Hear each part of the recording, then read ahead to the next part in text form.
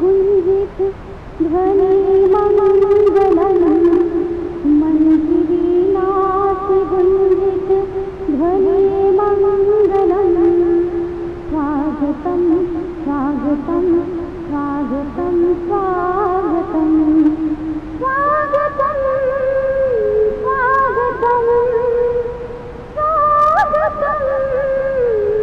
स्वागतम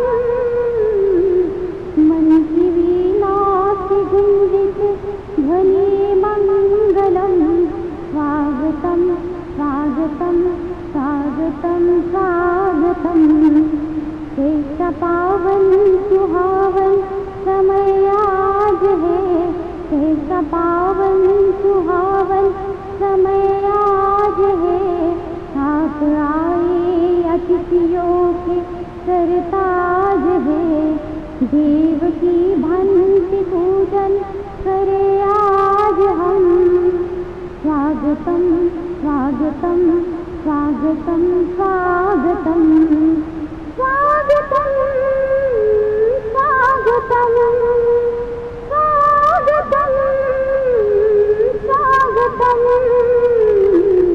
मन की वीणा से गुंजित ध्वनि मंगलम मन की वीणा से गुंजित ध्वनि मंगलम स्वागतम स्वागतम स्वागतम स्वागतम मन की बगिया से हमने कलिया सुनी मन की बगिया से हमने कलिया सुनी श्रद्धा के फूलों से हमने माला बुनी श्रद्धा के फूलों से हमने माला बुनी मन की वीणा से गुंजित ध्वनि मंगलम स्वागतम स्वागतम स्वागतम स्वागतम.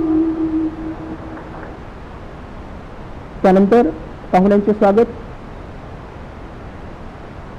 आदरणीय शिक्षण अधिकारी साहेब विठ्ठलराव भुसारे सरांना अशी विनंती आपण आजच्या पाहुण्यांचं स्वागत करायचं आहे.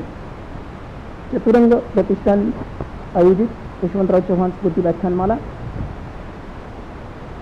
आमच्या जीवाचे जीवन शब्द वाटू जन धन लुटा. आजच्या व्याख्याते श्री विलासजी बडे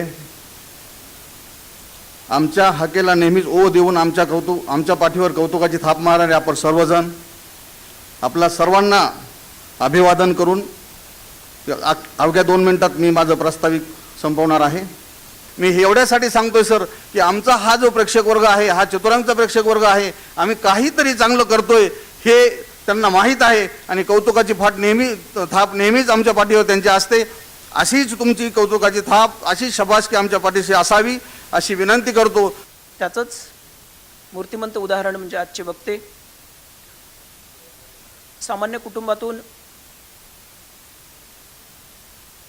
शिकून एक मोठं स्वप्न पाहत आज या पदावर ते आहेत आणि आज अतिशय सुंदर अशा विषयावर ते आपलं मन मोकळं करणार आहेत. जगात जर्मनी, भारतात परभणी का म्हणतात हे सकाळी आल्यापासून अनुभवतोय.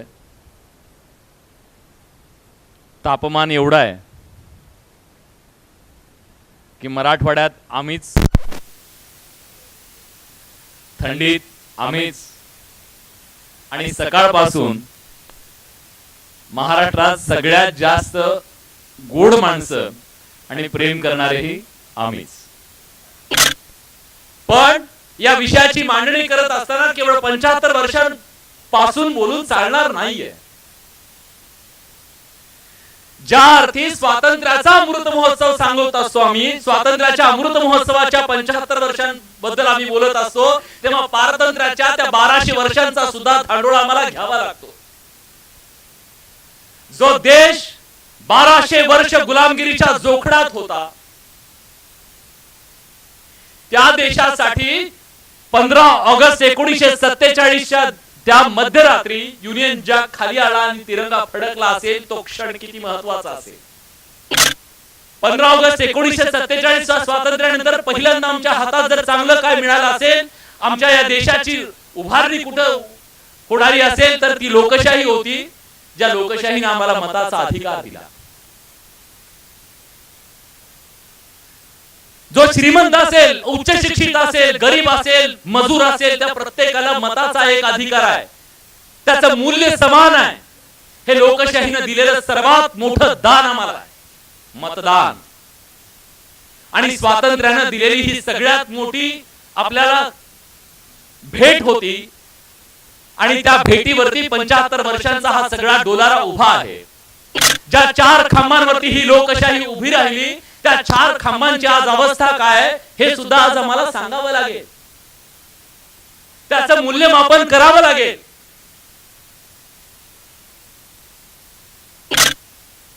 ज्या न्याय व्यवस्थेबद्दल आज आम्हाला बोलायला हवं, न्याय व्यवस्थेचं काम होतं की या देशातल्या सर्वसामान्य माणसाला न्याय मिळेल. शेवटच्या माणसाला सुद्धा हा विश्वास द्यायला हवा, हो मला न्याय मिळेल. पण हा विश्वास देण्यामध्ये न्याय व्यवस्था कमी ठरते हे आज सांगावं असं वाटतंय. कारण सर्वसामान्य माणूस आज काय सांगतोय, खऱ्या शहाण्यानं न्यायालयाची पायरी चढू नये.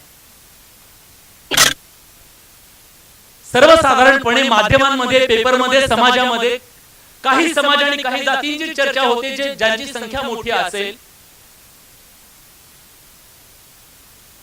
पण आपल्या समाजामध्ये अशा अनेक भटक्या विमुक्त समाजातल्या जाती आहेत, ज्या जातींची नावं सुद्धा आपल्याला माहित नाहीये. पण ती माणसं आपल्यात आहेत, आपल्या उदरात आहेत, या समाजाच्या उदरात आहेत.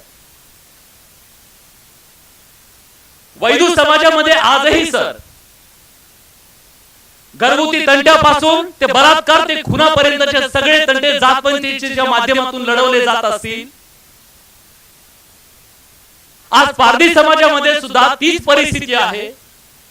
कंजारवाड समाजामध्ये सुद्धा तीच परिस्थिती आहे. 18 पगड जातीमध्ये आजही त्यांच्या प्रत्येक छोट्या छोट्या तंटामुक्ती ही असायलाच हवी. प्रत्येक गोष्ट न्यायालयात नको, पण न्यायालयाच्या माध्यमातून ज्याची सोडवणूक होणं गरजेचं आहे, तसे खटले जर जात पंचायतीच्या माध्यमातून होत असतील आणि तिथं माणसांचं शोषण होत असेल तर हे लोकशाहीसाठी घातक आहे.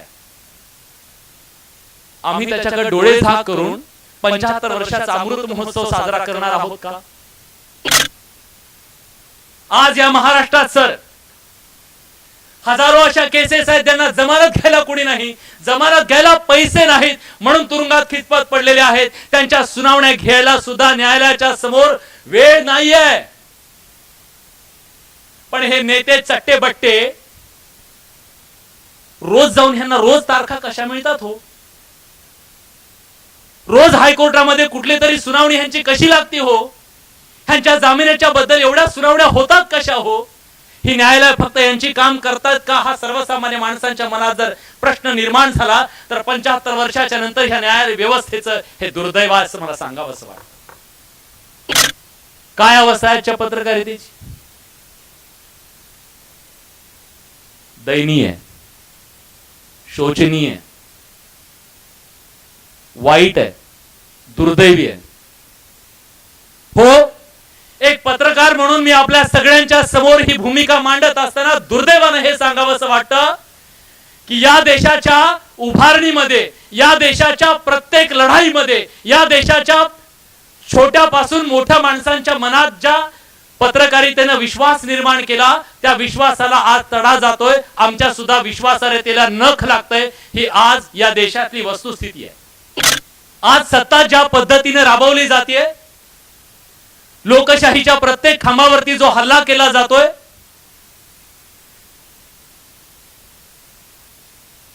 सुप्रीम कोर्टातले निर्णय आल्याच्या नंतर सर्वोच्च न्यायालयाच्या सरन्यायाधीशांना जर खासदारकी मिळत असेल, प्रश्न तर पडणार ना हो?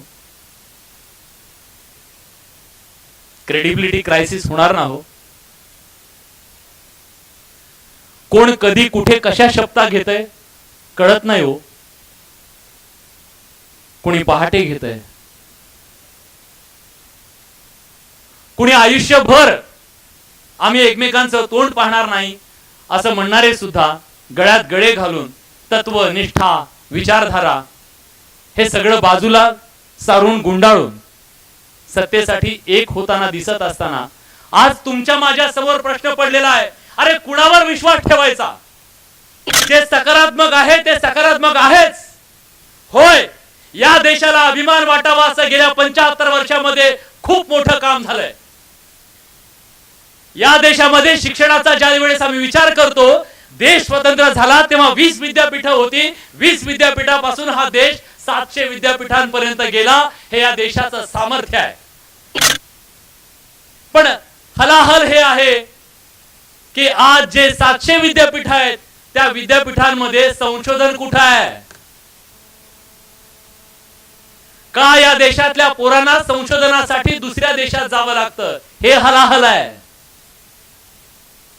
या देशानं सगळ्यात मोठी गोष्ट आणखी स्वतःच्या हिमतीवर काय केलेली असेल तर ती केलेली होती ती म्हणजे या देशामध्ये झालेली हरित क्रांती. आज जी परिस्थिती श्रीलंकेत आहे ती परिस्थिती आमच्या इथं झाली असती. आज आम्ही श्रीलंकेपासून वेगळे याच्यासाठी आहोत कारण आमच्या इथल्या शेतकऱ्यांनी घामानं कष्टानं इथं हरित क्रांती सारखी मोठी क्रांती केली. म्हणून हा देश सुजलाम सुफलाम झाला आणि आजही आम्ही सगळ्यांची पोट भरू शकतोय, जगाला सुद्धा अन्न देऊ शकतोय. जगामध्ये कोरोनाच्या लसींवरती संशोधन सुरू होतं. भारतासारख्या देशामध्ये कुठली लस मिळणार? जगात लस तयार होईल पण भारताला कोण देणार? 125 कोटी लोकांना लस देण्या इतकी ऐपत कुठल्या जगातल्या देशाची आहे? असंख्य प्रश्न होते. या देशामध्ये लस तयार होईल का याच्याबद्दल जगालाच साशंकता नाही, आम्हालाही साशंकता होती. पण आज सॅल्यूट करावा लागेल त्या सगळ्या संशोधकांना ज्यांनी मेड इन इंडिया लस या देशामध्ये निर्माण करून हा देश काय आहे, गेल्या 75 वर्षात या देशानं काय उभं केलंय हे दाखवून दिलं जगाला. आणि 100 कोटी पेक्षा जास्त लोकांना आज लसीकरण करून हा देश उभा राहिला. हे सभागृह आहे. या सभागृहामध्ये सर्व जर आपण संख्या मोजली तर कदाचित 15% महिला माझ्या भगिनी आहेत. आता मी याला कसं घेऊ? कदाचित 75 वर्षापूर्वी ही व्याख्यानमाला झाली असती तर एकही नसती. 75 वर्षानंतर 15% महिला आज व्याख्यानाला येऊन आपलं मत बनवण्यासाठी काहीतरी वैचारिक मला तिथं मिळणार आहे. मला स्वयंपाकघरात आज सुट्टी. मी जाणार आहे वैचारिक खाद्य ऐकायला. मी जाणार आहे यांच्या बाजूला खुर्ची टाकून बसून ऐकायला. 75 वर्षाचं ऑडिट काय आहे? हे अमृत आहे. भोंग्यावर येणार आहे, यावंच लागेल.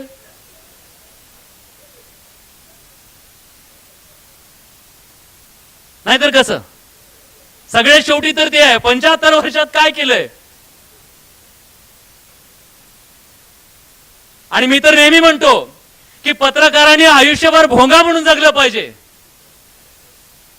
पत्रकारांनी आयुष्यभर भोंगा म्हणून काम केलं पाहिजे. पण भोंगा कुणाचा हो? भोंगा राजकीय नेत्यांचा नाही, अजंडे बहादरांचा नाही, या देशातल्या वंचितांचा, पीडितांचा, या देशातल्या सर्वसामान्य माणसांचा, या देशातल्या ज्यांच्यापर्यंत न्यायाचा कधी आजपर्यंत लवलेश पोहोचलेला नाही त्या माणसांचा आवाज बनवून त्या सरकारच्या कानठळ्या बसवणं किंवा त्यांचे कान उघडणी करणारा भोंगा आम्ही बनायला हवं. आणि अभिमानाने सांगायला हवं, होय आम्ही वंचितांचा भोंगा आहोत, हो आम्ही पीडितांचा भोंगा आहोत, हो ज्यांना न्याय मिळत नाही त्यांचा आम्ही भोंगा आहोत. पण आज समाजामध्ये ज्या भोंग्यांची स्पर्धा सुरू आहे ती स्पर्धा या देशाला उभं करणारी नाहीये. हा देश उभं करणारी भोंग्यांची स्पर्धा नाहीये. माफ करा, आज जे देशात सुरू आहे 75 वर्षांपूर्वी स्वातंत्र्य मिळवण्यासाठी ज्यांनी ज्यांनी प्राण अर्पण केले, हा देश एक राहावा, हा देश एकसंध व्हावा, सगळ्या माणसांना न्याय मिळावा, प्रत्येकाला इथं जगण्याचा अधिकार मिळावा, हे राष्ट्र धर्मनिरपेक्ष असावं, प्रत्येक धर्माचा इथं सन्मान केला जावा, माणसाला माणूस म्हणून जगता आलं पाहिजे, माणसाला त्याचे हक्क मिळाले पाहिजेत, सामाजिक न्याय प्रस्थापित झाला पाहिजे. या सगळ्या ज्या गोष्टी, ही सगळी स्वप्न ज्या संविधानातून आमच्या बाप दाद्यांनी बघितली होती, ज्या स्वप्नांसाठी ती मेरे खपले स्वतःचं बलिदान दिलं, त्या माणसांच्या निष्ठेवरती, त्यांनी केलेल्या कामावरती, त्यांनी पाहिलेल्या स्वप्नावरती आज प्रश्नचिन्ह निर्माण करणारे हे भोंगे. डॉक्टर बाबासाहेब आंबेडकरांनी सांगितलं की जोपर्यंत खेड्यांचा विकास होणार नाही, सत्तेचं विकेंद्रीकरण करा, हे त्यांनी सांगितलं. झालं काय? सत्तेचं केंद्रीकरण होत चाललेलं आहे. सत्तेचं विकेंद्रीकरण न होता सत्तेचं जेव्हा केंद्रीकरण होत असतं तेव्हा लोकशाही डळमळीत होत असते. म्हणून आम्हाला प्रत्येक गोष्टीला मंत्रालयात जावं लागतं किंवा दिल्लीत जावं लागतं. गाव उभं राहिलं पाहिजे, गावातला माणूस उभा राहिला पाहिजे. या दृष्टीनं गेल्या काही दशकांमध्ये जे प्रयत्न व्हायला हवेत ते झाले नाहीत. संविधानकर्त्यांना, या देशाच्या स्वातंत्र्य लढ्यातल्या सगळ्या कारभाऱ्यांना, गांधीजींना जेव्हा पटलं होतं आम्हाला खेड्याकडे जावं लागणार आहे, खेड्यात हा देश राहतो, पण आज इथल्या राज्यकर्त्यांना ते भान आलं नाहीये. आजगरासारख्या झोपडपट्ट्या शहरावरती आहेत. त्या झोपडपट्ट्यांचा विळखा आहे. माणसं गटारावरती आपलं आयुष्य शोधतायत. शहराच्या वेशीवरती 72च्या दुष्काळातून तुमच्या माझ्या गावातून कितीतरी माणसं जाऊन बेवारशाचं जगणं पुण्या मुंबईच्या शहरावर त्या वेशीवरती जाऊन जगतायत. आज एक एक पिढ्या त्यांच्या गेल्या. खेड्यात आम्ही साधं पाणी देऊ शकलो नाही हो त्यांना रोजगाराची संधी देऊ शकलो नाही, त्यांना जगण्याची हमी देऊ शकलो नाही. बेकारांचे तांडे आज गावागावामध्ये पारावरती बसलेले दिसतात. तेव्हा आम्हाला असं लक्षात येतं की स्वातंत्र्याच्या 75 मध्ये अमृताच्या ऐवजी आज खेड्यांच्या वाटेला केवळ हलाहल आलेला आहे. आम्ही हलाहल अजून पचवलेलं नाही. हलाहल मंथनातून सातत्यानं उभं राहणार आहे. आम्ही जेवढ्या प्रश्नांची उत्तरं शोधण्याचा प्रयत्न करू, नवनवे प्रश्न उभे राहणार आहेत. अर्जुनाचे आज प्रश्न बदललेत, कृष्णालाही उत्तरे बदलावी लागतील. अर्जुनाचे आज प्रश्न बदललेत, कृष्णालाही उत्तरे बदलावी लागतील. आणि या बदललेल्या उत्तरांमधून आम्हाला कुरुक्षेत्रावरचं हे युद्ध जिंकावं लागेल. आणि हे युद्ध जिंकण्याच्यासाठी अमृताचा कलश घेऊन हलाहल आम्हाला पसवावं लागणार आहे. 75 वर्षाच्या या सगळ्या इतिहासामध्ये होय आम्ही कष्टातून खूप काही उभं केलेलं आहे, पण जे जे काही करू शकलो नाही ते करण्याची जिद्दी आणि उर्मी सुद्धा आमच्यात आहे. हा समाज ते सगळं उभं करणार आहे. शतकाच्या दिवशी ज्या दिवशी आम्ही जाऊ तेव्हा आम्ही अभिमानानं सांगू, हो या देशातली नव्हे, या देशातली लोकशाही जगातली सर्वात श्रेष्ठ लोकशाही आहे. या देशातला माणूस हा खऱ्या अर्थानं माणूस आहे, सहिष्णू आहे, माणूस आणि माणुसकी जगवणारा, जगणारा आहे. जगातली सगळी युद्ध बघताना भारताकडे आज जग ज्या दृष्टीनं बघतं ते अभिमानास्पद आहे. आणि हाच अभिमान, स्वाभिमान घेऊन आम्हाला स्वावलंबनाकडे पुढे जायचंय. एवढंच मी आज इथं सांगतो. चतुरंगच्या 17व्या व्याख्यानमालेचं आज पहिलं पुष्प विलास बडे यांनी, पत्रकार यांनी फार अत्यंत चांगलं गुंफलं आणि इतकं सुंदर त्यांनी विचार सगळे मांडले. या देशाचं चित्र 75 वर्षाचं सगळ्याच्या समोरच त्यांनी जी सत्य परिस्थिती देशामध्ये आहे ती त्यांनी सगळी अत्यंत चांगल्या भाषेमध्ये आणि सगळ्यांना समजेल अशा भाषेत अत्यंत सगळ्या समाजातल्या सगळ्या घटकाला घेऊन कोण कुठल्या पद्धतीनं कुठल्या परिस्थितीत आहे आणि कोण कसा वागतो याचं जे चित्रण सगळ्याच्या समोर दाखवलं ते खरंच अत्यंत सुरेख होतं. खूप सुंदर. धन्यवाद. चतुरंग प्रतिष्ठान परभणीतर्फे आयोजित शंकरराव चव्हाण स्मृती व्याख्यानमालेचं आज हे 17वं वर्ष आणि याचं हे पहिले पुष्प गुंफण्यासाठी आलेले श्री विलासजी बडे यांनी त्यांचे जे मत आहेत आजच्या अमृत महोत्सवी वर्षामध्ये भारत पदार्पण करत आहे आणि या काळातसुद्धा काही अमृत आणि काही हलाल आहे याबद्दल आपले जे मत परखडपणे मांडले त्याबद्दल त्यांचे अभिनंदन आणि त्यांच्या पुढील कार्यास, चतुरंगच्या पुढील कार्यास हार्दिक शुभेच्छा. चतुरंग प्रतिष्ठानच्या वतीनं स्वर्गीय यशवंतराव चव्हाण स्मृती व्याख्यानमाला ही परभणीकरांसाठी अत्यंत वैचारिक मेजवानी म्हणून समजली जाते. मागील 17 वर्षापासून ही वैचारिक जागृतीचं काम चतुरंग प्रतिष्ठानच्या वतीनं केलं जातं. 2022 कोरोनाच्या 2 वर्षानंतर पुन्हा एकदा परभणीकरांना चतुरंग प्रतिष्ठाननं खूप छान पद्धतीने एक वैचारिक त्यांची मेजवानी, विचाराची मेजवानी या माध्यमातून दिलेली आहे. आज जे व्याख्यान झालं ते विलासजी बडे यांचं व्याख्यान अत्यंत उंचीचं आणि व्यापकतेचं होतं असं मला सांगायला आनंद वाटतो. प्रथमच चतुरंगचा जो हा पहिलं पुष्प श्री विलास बडे यांनी आज इथं जी त्यांच्या ज्ञानाची पूर्ण परभणीकरांना एवढी मोठी संधी आणून आज आपलं सगळ्यांना मंत्रमुग्ध करून टाकलं होतं. आणि त्यांनी हालाहाल आणि अमृत या दोन गोष्टी शेवटपर्यंत त्यांच्या भाषणातून एवढ्या समर्पकपणे सर्वांना समजतील अशा ह्याच्यात सांगितल्या. त्याबद्दल त्यांचं अभिनंदन. एक सुंदर उत्तुंग कॉन्फिडन्स पहिला मुद्दा. दुसरा मुद्दा इतकं म्हणजे भाषेवर प्रभुत्व. आणि तिसरा मुद्दा अत्यंत बॅलेन्स. जे वयाच्या 40, 45 आणि 50च्या पुढे लोकांना कळत नाही ते त्यांनी या कमी वयात मिळवले. मला वाटते खूप मोठी त्यांची ही उंची आहे. विशेष इतक्या संवेदनशील विषयावर बोलताना ते कोणावरच घसरले नाहीत. नाही तर लय लोक लवकर घसरतात बोलणारे. हे फार बॅलेन्स त्यांनी ठेवलं. म्हणजे जे काही तुमच्या सोशल मीडियाला म्हणा किंवा त्या मीडियाला जे काही बॅलेन्स लागतो, स्ट्रॉंग बोन लागतो त्यांचा बॅकबोन, बहुत बढिया. प्राऊड फील करणं. खरं तर आज खूप आनंद वाटला जेव्हा आम्ही वेगवेगळ्या कार्यक्रमासाठी महाराष्ट्रातल्या अनेक गावात जातो, शहरांमध्ये जातो. जमाना इंस्टाग्रामचा आहे, आजकाल सगळं इन्स्टंट हवं आहे. तेव्हा मनात एक भीती असते की एक तासभर एखाद्या विषयावर बोलायचं, तेव्हा प्रेक्षक एक तास कसा बांधून ठेवायचा आणि तो ऐकेल का. आणि आपलं हे सगळं पेहराव वगैरे बघितलं, हे पोरगं काय सांगणार असं वाटू शकतं. पण परभणीकरांचं मन इतकं मोठं आहे आणि खरंच ते सकस आहेत. म्हणजे ज्याला म्हणतो माती सकस लागते विचार पेरायला, बीज पेरायला. आणि खूप चांगल्या मातीत, चांगल्या माणसांमध्ये ज्यांना खऱ्या अर्थानं जाणीव असते, अशा माणसांमध्ये आज येऊन बोलण्याची संधी मिळाली, याला मी माझं भाग्य समजतो.